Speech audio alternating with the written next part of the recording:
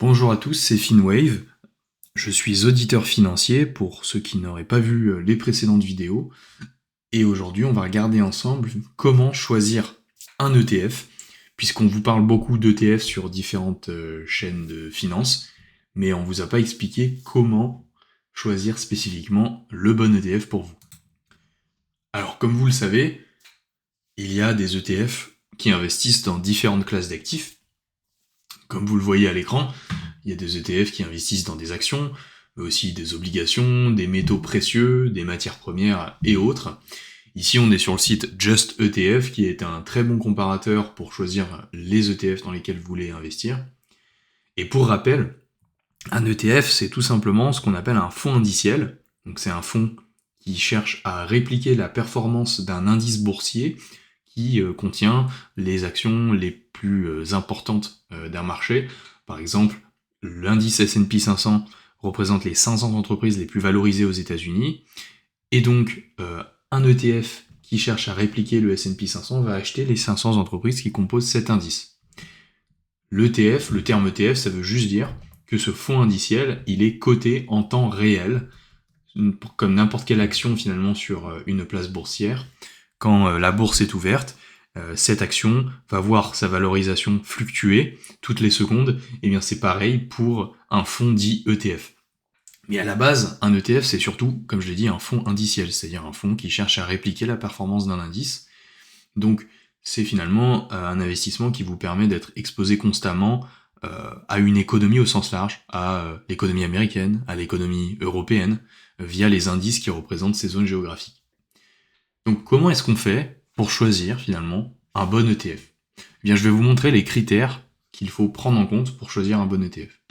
Donc par exemple ici, on se retrouve sur, si on clique par exemple sur les ETF actions, sur l'ensemble des ETF qui existent. Vous avez une base de données avec plus de 146 pages comme vous le voyez. Et ici, on nous représente les ETF les plus importants sur cette classe d'actifs que sont les actions. Donc, si on vient du coup sur cet ETF-là, déjà, qu'est-ce qu'on voit ? On voit que l'ETF a un nom, ce que vous voyez ici, avec des choses qui ne peuvent pas forcément vous parler initialement.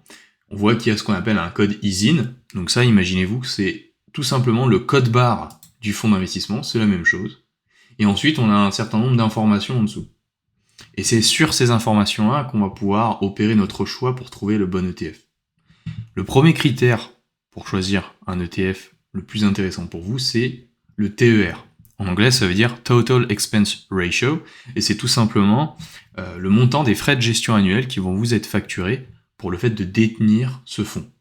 Donc là, par exemple, les frais sont extrêmement faibles, on est à 0,07%, et pour vous donner un comparatif, si vous investissez dans des fonds, dans une assurance vie classique d'une banque traditionnelle, on ne sera pas à 0,07%, mais on sera plus à 1,5 ou 2%. Et sur du long terme, vous perdez 50% de votre performance à cause de cette petite information-là, si jamais vous investissez via des fonds en assurance vie d'une banque traditionnelle, ou une assurance vie qui vous a été proposée par un conseiller en gestion de patrimoine et autres. Donc c'est très important de vouloir optimiser ce montant-là pour qu'il soit le plus faible possible. Ça, c'est le premier critère pour choisir un ETF. Ensuite, le deuxième critère, c'est ce qu'on appelle la politique de distribution. Politique de distribution de quoi ? De distribution des dividendes. Et en l'occurrence, pour les ETF qui investissent dans les obligations, la politique de distribution des intérêts. Voilà. Mais donc, ici, on est sur un fonds qui investit dans des actions. La politique de distribution des dividendes, elle est importante parce que, déjà, pour réexpliquer ce que sont les dividendes, c'est une part des bénéfices que génère une entreprise qui sont retransmis à l'ensemble des actionnaires à la fin de l'année. Et donc, l'idée, c'est que puisque les dividendes sont fiscalisés, c'est-à-dire que si vous générez des dividendes, l'État va vous demander de rétribuer une partie sous forme d'impôt, eh bien on préfère que ça reste dans l'investissement pour éviter que ce soit fiscalisé et que ça réduise du coup notre capacité d'investissement à long terme parce qu'on a perdu une partie qui allait directement à l'État. Et donc, ce qu'on préfère quand on choisit un ETF ici, c'est de prendre un ETF qui a une politique de distribution par capitalisation, donc comme celui-ci ici.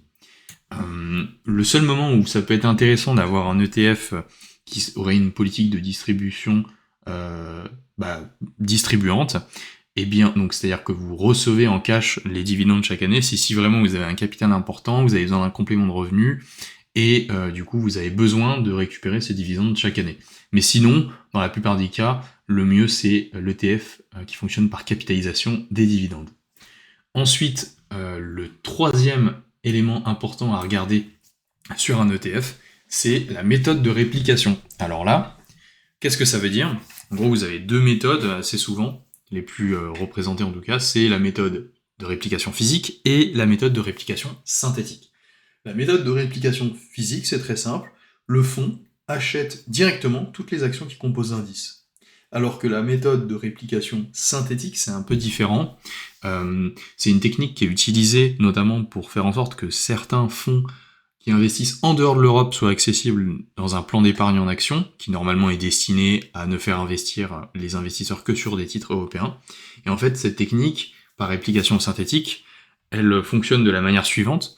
Vous avez une contrepartie comme une autre banque, qui va garantir le versement de la performance, par exemple du marché américain, à la société de gestion de portefeuille. Donc en l'occurrence ici c'est iShares, qui est BlackRock derrière. En l'échange du coup d'une prime qui est payée chaque année par la société de gestion de portefeuille, l'autre contrepartie va lui verser du coup la performance du marché visé, donc ici le marché américain.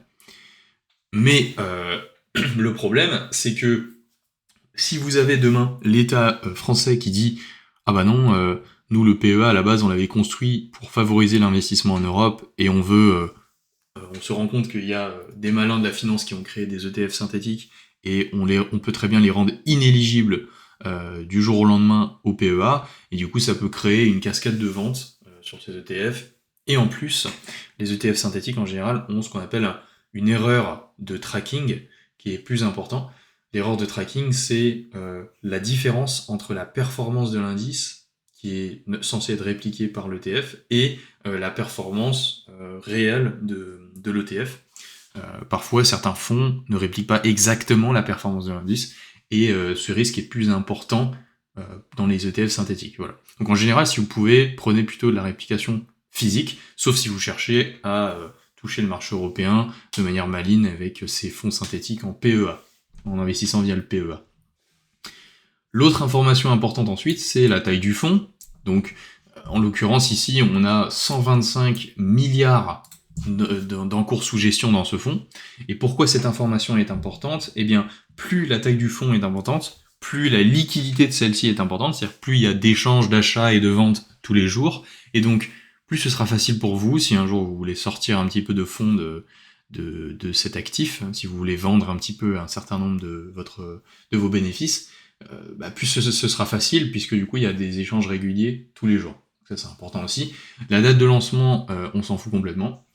Et le nombre de positions, là en l'occurrence vous voyez bien c'est le S&P 500, donc on en a à peu près 500. Les trois autres étant des instruments d'ajustement du fonds, c'est autre chose. La dernière information importante pour choisir un ETF, c'est évidemment la valeur de la part, puisque si vous voulez investir tous les mois, il faut bien que la valeur de la part soit plutôt faible. Ici, elle vaut 687 €. Donc pour la plupart des gens, c'est pas évident d'investir tous les mois 687 € et en plus juste dans cet ETF, si jamais vous avez une stratégie où vous investissez tous les mois dans plusieurs ETF qui visent par exemple des zones géographiques différentes. Du coup, c'est important d'avoir une valeur de part qui est faible. Donc par exemple là, en l'occurrence, ce critère-là, il serait pas bon pour nous, donc on va revenir en arrière et on va en trouver un qui, pour le coup, effectivement, propose bien ça. Donc si on vient regarder en S&P 500, on en a un ici, donc lui c'est la version distribuante dont je vous parlais tout à l'heure. On va essayer d'en trouver un autre, toc toc toc, par exemple celui-ci, voilà. Lui c'est un fonds qui investit dans la S&P 500, donc similaire à celui qu'on voyait avant. Et du coup, on va dessus, et là, boum, là on voit que non seulement les frais sont plus faibles, bon c'est négligeable mais c'est toujours intéressant, la taille du fonds est largement suffisante, on est à 14 milliards, réplication physique, les dividendes sont capitalisants, donc on récupère à 100% l'intérêt de la mécanique des intérêts composés, et enfin, la valeur de la part, du coup, ici, est de seulement 15 €. Donc là, c'est plus facile d'investir tous les mois dans cet ETF, et qui vise, du coup, exactement le même indice, le S&P 500. Vous retrouverez dans les composants exactement les mêmes entreprises. Vous voyez, hein, c'est exactement le S&P 500 avec Nvidia, Apple, Microsoft, Amazon, tout ça. Et on avait la même chose sur celui qui était retrouvé juste avant. Vous voyez, c'était la même composition, hein. Nvidia, Apple, Microsoft, Amazon, etc. Donc là, vous voyez par exemple un cas concret où on va choisir plutôt l'ETF qu'on a vu un peu plus en bas, puisque la valeur de la part permettait d'acheter tous les mois. Voilà. Et donc évidemment, le dernier critère hein, pour choisir un ETF, c'est dans quoi vous voulez investir. Est-ce que vous voulez viser le marché français? Est-ce que vous voulez viser le marché américain, européen? Est-ce que, en dehors des actions, vous voulez plutôt viser aussi dans votre allocation globale, dans votre stratégie, un petit peu d'obligations? Et donc là, vous allez retrouver tout un tas d'autres fonds. Est-ce que vous voulez viser des matières premières? Vous en avez ici aussi des ETF associés, voire même de l'immobilier, avec les fameuses mortgage-backed securities, qui sont finalement des prêts octroyés aux particuliers dans lesquels investissent les sociétés de gestion. Donc voilà comment on choisit son ETF. Je vous l'ai montré, les différents critères hein, que vous retrouvez ici assez facilement. Le site, il s'appelle Just ETF. Très facile à accéder, vous tapez Just ETF sur internet, vous allez retomber dessus, et vous allez dans le sélecteur d'ETF, et vous allez trouver des ETF, et vous allez avoir tout un nombre de filtres que vous pouvez utiliser, et c'est ici que vous pourrez faire votre sélection. L'idée c'est que vous appreniez par vous-même, que vous deveniez votre propre conseiller en gestion de patrimoine, comme ça vous gagnez énormément à long terme sur les frais que vous n'allez pas payer, puisque vous faites par vous-même, et je vais vous montrer hein, l'impact que ça peut avoir. Calculateur intérêt composé, pas compliqué. Vous allez voir ce que ça peut représenter comme perte si vous prenez des frais de gestion annuels en plus dans la tronche. Imaginons que vous commencez à zéro, vous commencez à investir tout juste, voilà, vous investissez, je sais pas moi, 400 € par mois. Un horizon de placement, on va mettre 35 ans, top, voilà. Le taux d'intérêt, du coup, la bourse américaine, par exemple, à long terme, c'est 10% à peu près. Si on enlève un peu de flat tax, donc de la fiscalité, on va dire que c'est plutôt 7%. Du coup, effectivement, vous avez 663 536 €. Si par contre, vous aviez investi à l'aide d'un conseiller en gestion de patrimoine ou à l'aide de votre banque dans des fonds qui, ici, n'auront pas 0,03 ou 0,07% de frais de gestion comme on l'a vu sur nos ETF, mais plutôt 1,5 à 2%, eh bien on vient retrancher à ces 7%, 2% par exemple, ça nous fait 5%, et vous voyez, on est passé de 663 000 à 433 000, donc à peu près 200 000 € de différence sur 35 ans. C'est absolument énorme, vous avez perdu, là en l'occurrence, un bon tiers de votre performance, donc d'où l'intérêt de devenir son propre conseiller en gestion de patrimoine, et c'est toute l'idée de cette chaîne, de vous permettre au fur et à mesure de le faire par vous-même. Voilà, j'espère que cette vidéo vous aura plu. J'ai essayé de vous montrer les choses de la manière la plus naturelle possible, et puis je vous dis à une prochaine, ciao!